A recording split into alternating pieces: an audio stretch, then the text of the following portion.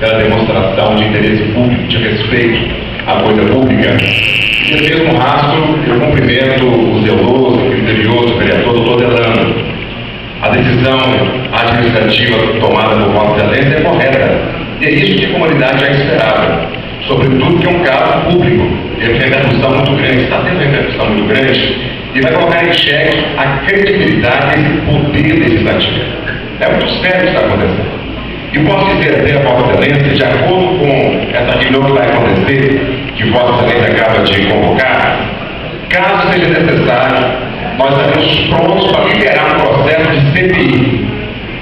Estaremos com as assinaturas suficientes, caso seja necessário, para através de uma CPI com poder de convocação, esclarecer de vez essa situação que envolve o Ministério Público da cidade. Eu cumprimento a Vossa Excelência e, como presidente, como magistrado, Vossa Excelência demonstração de um grande presidente com essa mão. Muito obrigado, senhor presidente. Obrigado, vereador Marcos.